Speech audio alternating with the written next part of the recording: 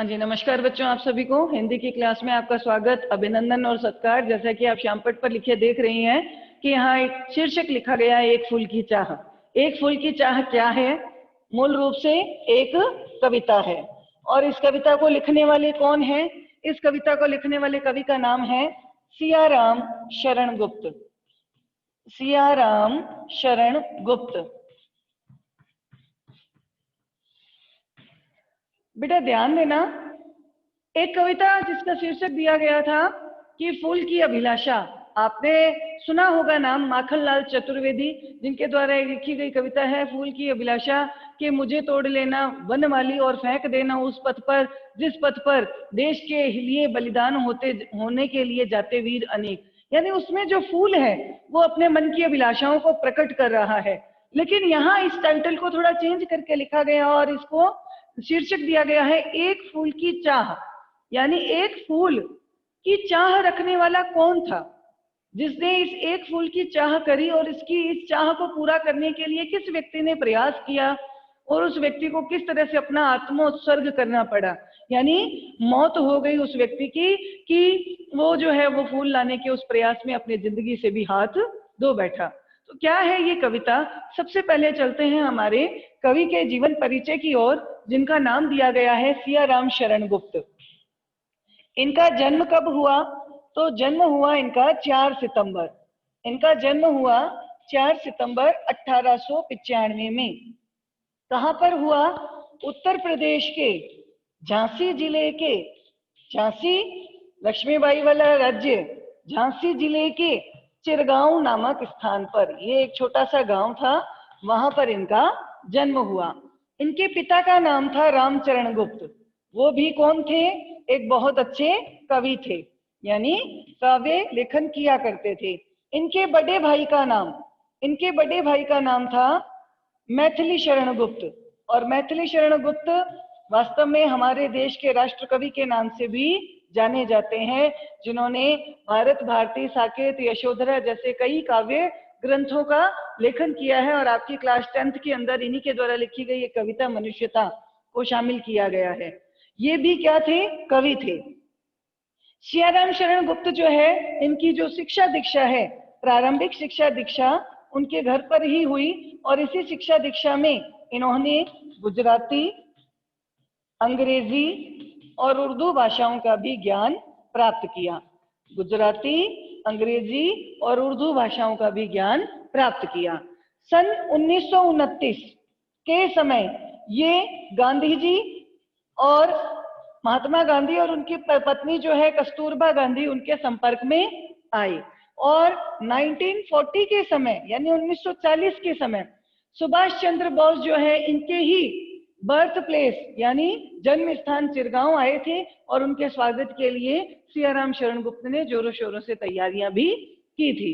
इनका जो वैवाहिक जीवन है वो बहुत ही परेशानियों से और संकटों से गुजरा। और इन्होंने जो है अपनी पत्नी और अपने बच्चों को खो दिया, जिसका दुख उनको जीवन भर रहा।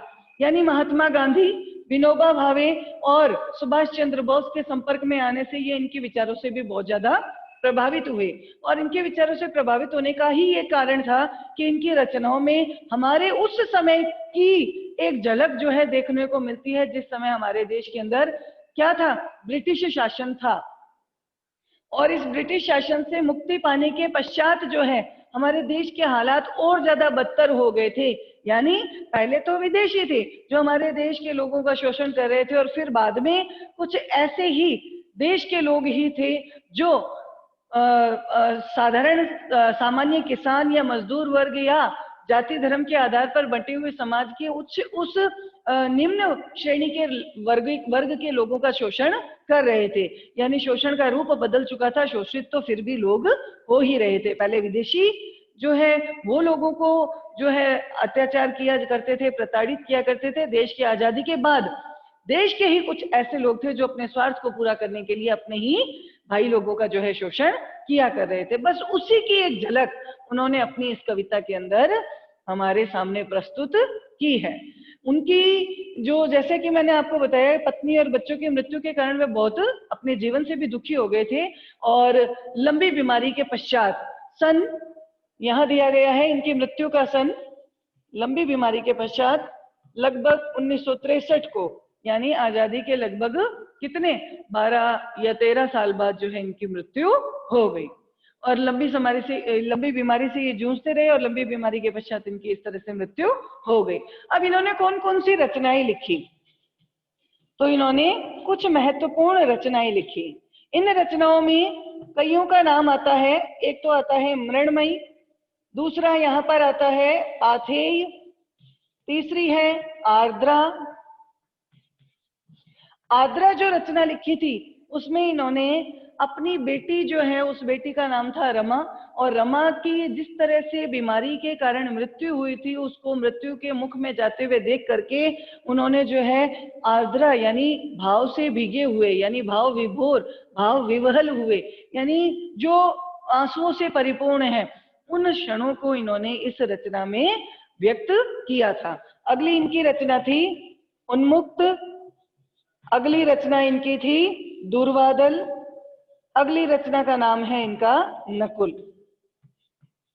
इस तरह इन्होंने कई ऐसी रचनाएं लिखी। अब रचनाएं लिखी तो भाषा कौन सी काम में ली, तो ये भी चीज ध्यान में रखना, भाषा पर इनका पूर्ण अधिकार था। जैसा कि मैंने आपको बताया, गुजराती, अंग्रेजी और उर्दू भाषाओं के ये ज्ञाता थे, लेकिन इन्होंने मूल रूप से महावीर प्रसाद द्विवेदी के संपर्क में आने के कारण खड़ी बोली हिंदी भाषा का प्रयोग ज्यादातर किया। यानी जो उर्दू है, जो ब्रज भाषा है, इनके प्रभावों को दूर करने के लिए इन्होंने शुद्ध खड़ी बोली हिंदी भाषा में अपने काव्य का लेखन किया।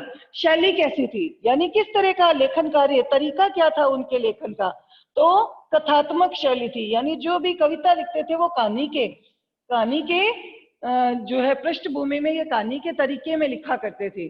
तो इनका जो शैलीगत विशेषता थी वो थी कथात्मक तौर पे ये काव्य लेखन किया करते थे, और भाषा का प्रयोग किया इन्होंने शुद्ध खड़ी बोली हिंदी।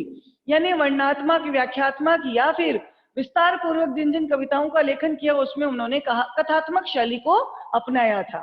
ठीक है, तो इस प्रकार इन सारी रचनाओं के कारण इनको कई पुरस्कारों से भी सम्मानित किया गया, और पुरस्कारों से सम्मानित होते हुए हिंदी साहित्य का सेवा कार्य करते हुए लगभग 1963 को इनकी मृत्यु हो गई। तो ये था परिचय किसका, सियाराम शरण गुप्त का, जो हमारे हिंदी काव्य लेखन में अपना एक विशिष्ट स्थान रखते हैं। अब बात आती है हमारे पाठ के परिचय की। पाठ यानी यहाँ पर पाठ के रूप में किसे अपनाया गया है, एक कविता को, और कविता का शीर्षक क्या है, एक फूल की चाह। मैंने अभी आपको बताया कि उन्होंने अपनी रचनाओं में ऐसे ऐसे चरित्रों को स्थान दिया। उन्होंने बताया कि वास्तव में अंग्रेजी शासनकाल में तो हमारे देश के लोगों का शोषण होता ही था, लेकिन अंग्रेजों के चले जाने के बाद यानी आजादी के पश्चात भी हमारे देश के ही कुछ ऐसे लोग जो देश के भीतर रहते हुए ही अपने सामान्य वर्ग का क्या करते थे, उन पे अत्याचार करते थे और उनका शोषण कार्य किया करते थे। और वो कैसा होता था, तो ये कविता है एक फूल की चाह। इसमें एक छोटी बच्ची है और उस पुत्री का नाम यहाँ पर दिया गया है सुखिया। ग्रामीण परिवेश में पढ़ने वाली पलने वाली एक बच्ची है जिसका नाम दिया गया है यहाँ पर सुखिया। और इसी सुखिया के जो है एक गंभीर कौन सी थी, वहां गांव में उस समय महामारी फैली हुई थी। महामारी, जैसा कि अभी आप देख रहे हैं कि एक ऐसी बीमारी जो अपने एक लंबे क्षेत्र को या उनके लोगों को अपने संक्रमण में ले लेती है, अपने इन्फेक्शन में ले लेती है, उन ज्यादा से ज्यादा लोगों को इन्फेक्टेड कर देती है। तो उस बीमारी का कोई इलाज भी अगर संभव नहीं हो तो उसे क्या घोषित कर दिया जाता है, महामारी घोषित कर दिया जाता है। इस समय में आपको इसके बारे में अच्छे से परिचय मिल चुका होगा, जैसा कि कोरोना का संक्रमण हुआ था। तो ये क्या कहलाई, महामारी। और इस महामारी की चपेट में आ गई थी कौन, सुखिया।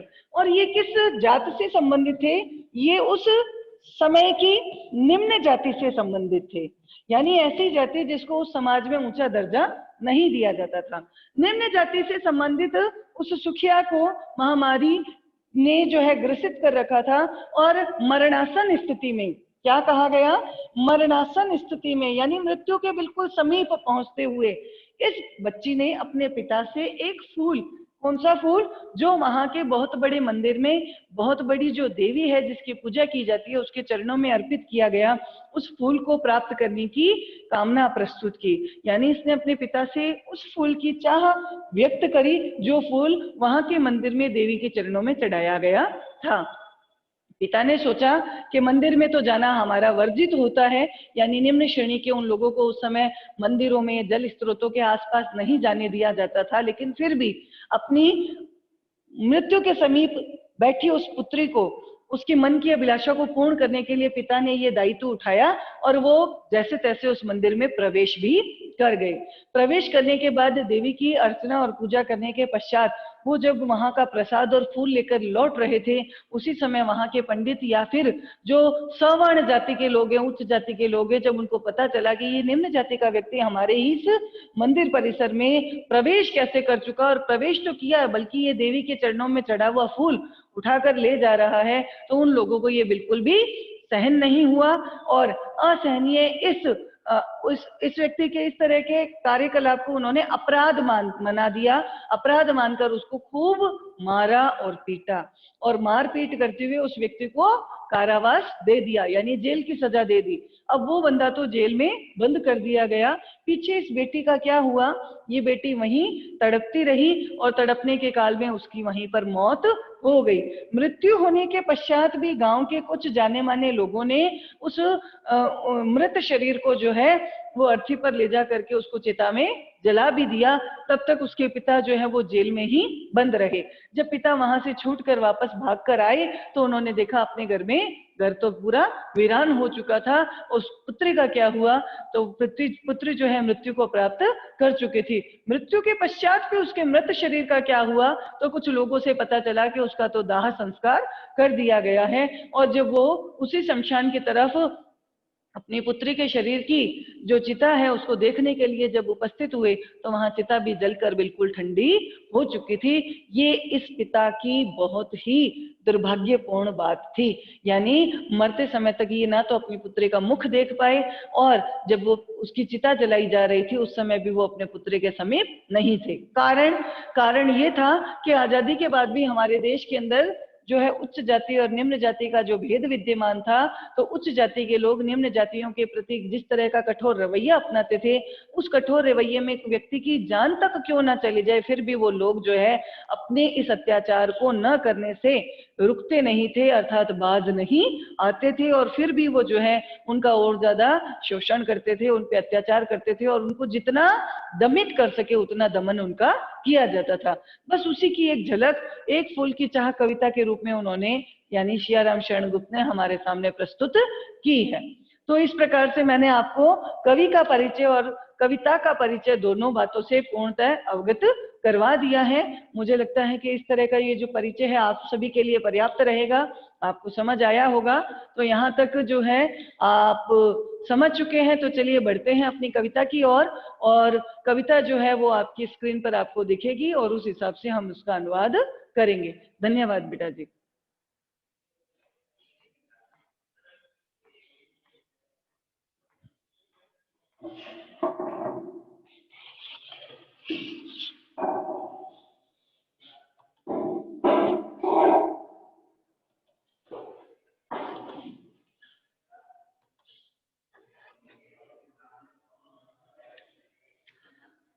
हाँ जी बेटा, आप सभी को यहाँ पर ये जो कविता दी गई है, कविता का शीर्षक है यहाँ पर कौन सा?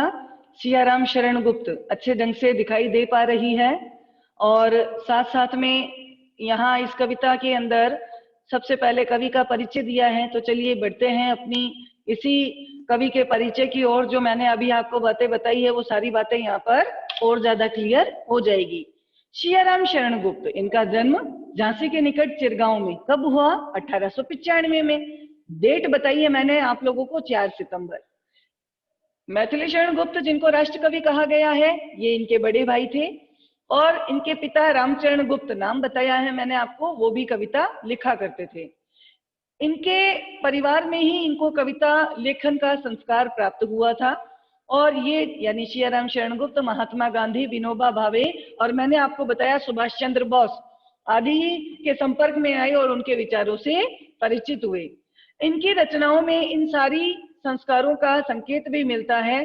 गुप्त जी ने जो रचनाएं लिखी हैं वो कौन कौन सी रचनाएं हैं, यहाँ पर उनकी रचनाओं का एक प्रमुख गुण है, वो है कथात्मकता, यानी कहानी के तौर पे उस पूरी कविता को लिखना।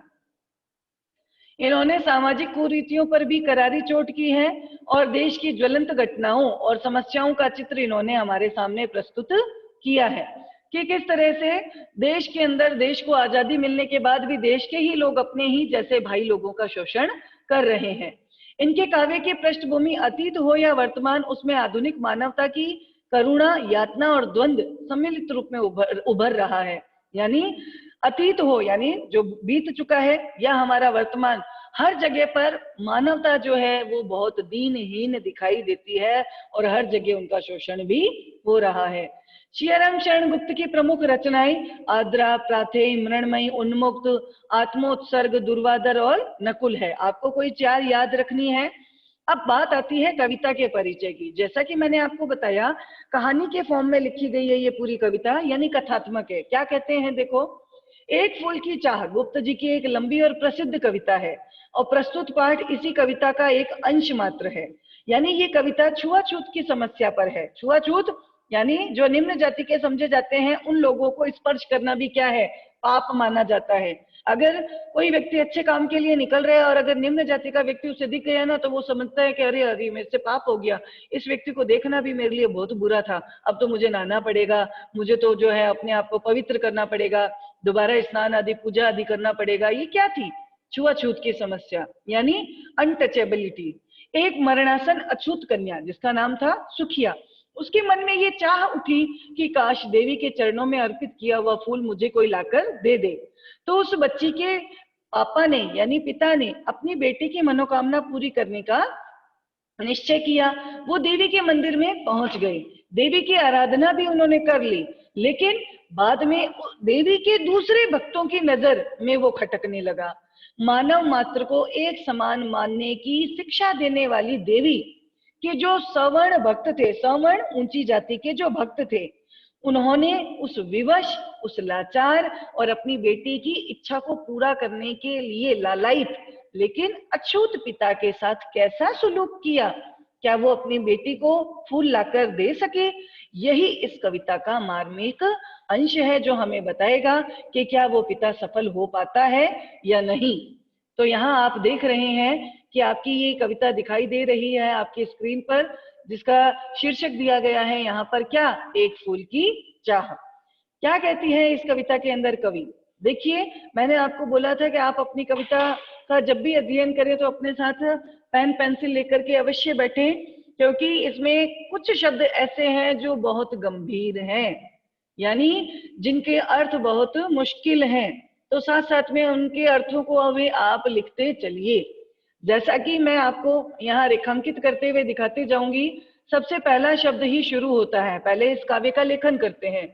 उद्वेलित कर अश्रु राशियां, हृदय चिताएं ददगाकर, महामारी प्रचंड हो फैल रही थी इधर उधर। क्षीण कंठ मृत वत्साओं का करुण रुदन दुर्दांत नितांत, भरे हुए था निज कृश रव में हाहाकार अपार अशांत। देखिए बेटा, शब्द बहुत कठिन है, लेकिन इन शब्दों का भी हम क्या है यहाँ पर अर्थ लिखते हुए चलेंगे, तभी हमें ये अच्छे ढंग से समझ आएगा। तो सबसे पहले हम लिखते हैं उद्वेलित। उद्वेलित का अर्थ है भाव विभोर, यानी बहुत ज्यादा दुखी। भाव विवहल या भाव विभोर यानी बहुत ज्यादा दुखी, दुखी होकर। अश्रु राशियां, आंसुओं की लड़ियां या असंख्य आंसू। यहाँ पर अश्रु राशियां का मतलब है आंसुओं का समूह, ठीक है। दुखी होंगे तो आंसू तो आएंगे।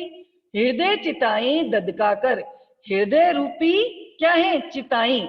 चिता क्या होती है, जहां पर व्यक्ति का क्या किया जाए, दाह संस्कार किया जाता है, यानी वो अर्थी। कैसी अर्थी, यानी हृदय रूपी जो अर्थियां हैं उनको ददकाकर यानी जलाते हुए, ददकाकर यानी जलाते हुए।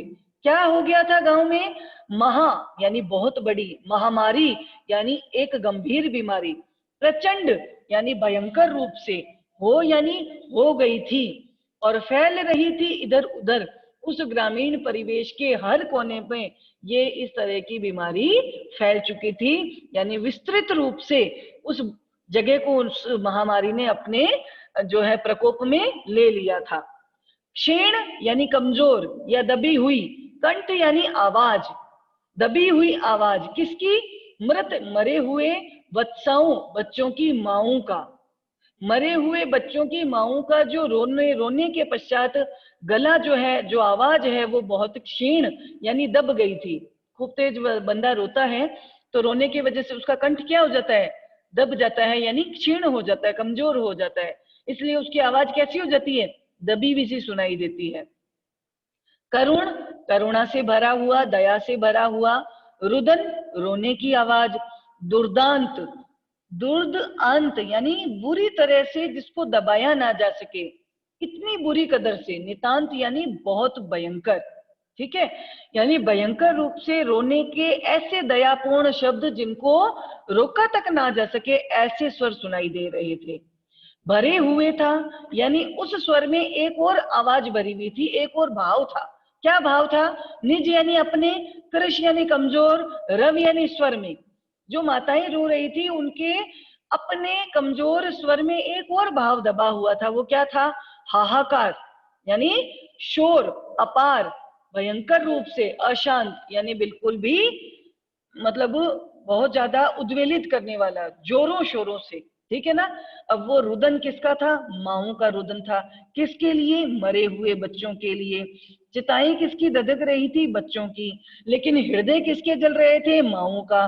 कारण क्या था? वहां पर भयंकर महामारी फैली हुई थी। तो क्या दृश्य सामने आता है, ध्यान से समझना। देखो क्या कहते हैं कवि सियाराम शरण गुप्त, ग्रामीण परिवेश में फैली हुई उस भयंकर महामारी के कारण जो उसकी भयावहता का दृश्य है, उसी की ओर हमारा ध्यान आकर्षित करते हुए कहते हैं। क्या कह रहे हैं? देखो,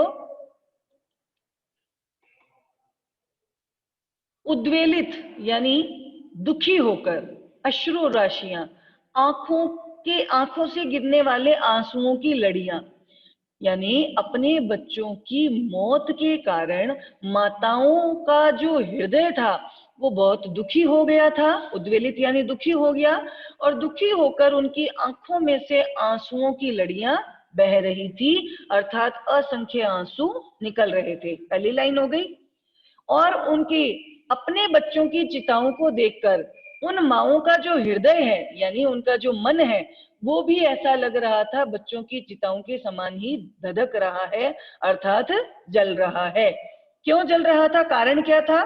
क्योंकि उस गांव में महा यानी बहुत बड़ी, महामारी यानी बीमारी, प्रचंड यानी भयंकर रूप से हो फैल रही थी इधर उधर, और पूरे ग्रामीण परिवेश में वो भयंकर बीमारी फैल चुकी थी, जिसके कारण क्या हुआ? क्षीण कंठ यानी मृत वत्साओं का, मरे हुए बच्चों की माओं का जो गला है वो रोने के कारण बहुत ज्यादा दब चुका था, बहुत ज्यादा उसकी आवाज जो है बैठ चुकी थी। फिर भी वो करुण, दयापूर्ण, रुदन रोना, दुर्दांत नितांत यानी भयंकर रूप से ऐसा रोना रो रही थी जिसे दबाया तक नहीं जा सकता, जिसे रोका तक नहीं जा सकता। भरे हुए था निज कृष रव में, भरा हुआ था यानी एक भाव अभी भी, निज यानी उनके, कृष यानी कमजोर, रव यानी आवाज में, यानी उनकी कमजोर आवाज में एक भाव फिर भी भरा हुआ था। क्या? कि हाहाकार, अपार, अशांत, यानी उस ग्रामीण परिवेश में उस भयंकर बीमारी के खिलाफ हाहाकार यानी बहुत भयंकर शोर फैला हुआ था। यानी इस पूरे पद्यांश में एक ग्रामीण परिवेश में जो महामारी फैली हुई है उसकी भयावहता का एक चित्र जो है कवि ने हमारे समक्ष उपस्थित किया है। ठीक है, तो धन्यवाद बेटा। अभी की क्लास में, आज की क्लास में इतना ही पर्याप्त है। कल जो है हम इस कविता का आगे का अध्ययन करेंगे।